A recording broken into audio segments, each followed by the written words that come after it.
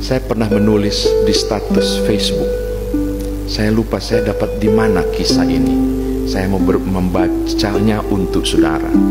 Barangkali juga menjadi refleksi kita tentang murah hati itu macam apa, diarahkan kemana pada keyakinan itu. Dr. Helen Roosevelt, seorang misionaris di Zaire, menuliskan satu pengalamannya saat melayani di Afrika. Dia bilang begini, suatu sore saya menolong seorang ibu Afrika melahirkan. Namun sayang sekali, kondisi tidak memungkinkan sehingga ia harus melahirkan di kondisi kandungan berumur muda. Ibu itu tidak selamat. Anak itu berusaha kami selamatkan. Di daerah yang amat panas wilayah ekuator, kalau malam di Afrika sangat dingin, kami tidak punya listrik, apalagi inkubator. Maka saya meminta asisten saya untuk kemudian mengambil botol pemanas air, didekatkan ke bayi itu, kemudian dibuat hangat. Tetapi ada kesalahan yang dibuat oleh asisten saya. Botol pemanas satu-satunya itu tanpa sengaja dijatuhkan dan pecah.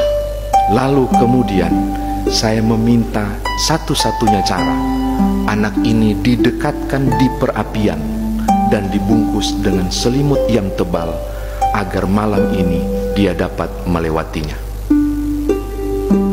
Pagi hari saya mampir ke panti asuhan gedung sebelah, yang kebenaran adalah jam doa yang harus saya layani.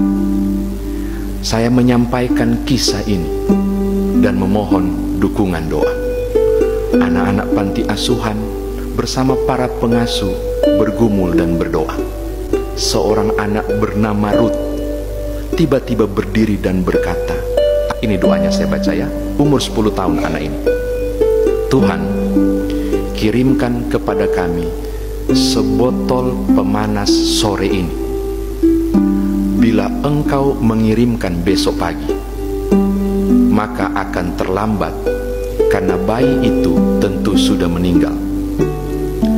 Dan jika engkau mau melakukannya, maka maukah Tuhan juga mengirimkan sebuah boneka? Karena ternyata bayi itu punya kakak yang juga barangkali butuh boneka, supaya dia tahu engkau mengasihi dia dan adiknya. Amin.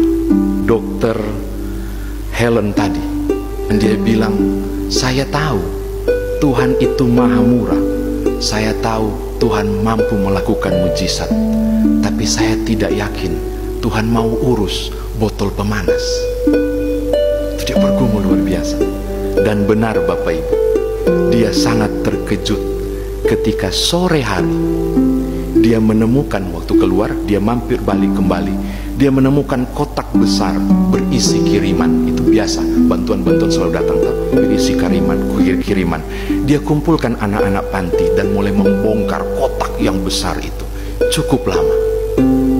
Ruth paling depan, dia menggali cukup dalam dan dia berteriak, botol pemanas, botol pemanas.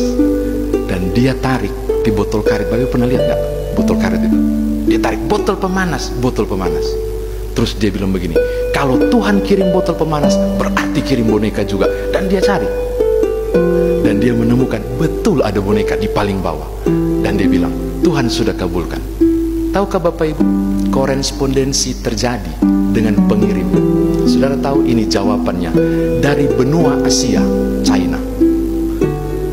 Seorang guru sekolah minggu 5 bulan lalu tiba-tiba berpikir, bagaimana kalau mendekati hari-hari berbahagia tiap orang yang ulang tahun, mengumpulkan hadiah dan kita kirim ke Afrika.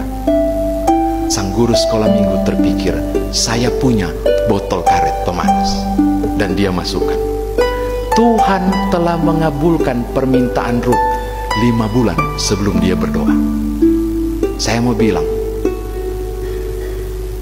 Tuhan bisa pakai saudara untuk hal-hal ajaib seperti Ruth di luar sana, dan engkau terkategori berkarunia kemurahan. Tuhan bisa pakai banyak cara untuk membuat orang berkata seperti Dr. Helen, ini mujizat. Tapi sebenarnya 5 bulan lalu cuma ide biasa dari seorang guru sekolah minggu di China, menjadi keselamatan untuk bayi mungil yang hampir mati itu. Selamat beroleh karunia kemurahan. Kiranya engkau menjadi alat Tuhan untuk membuat orang mengatakan, aku menerima mujizat. Tuhan berkati Bapak Ibu. Haleluya. Amin.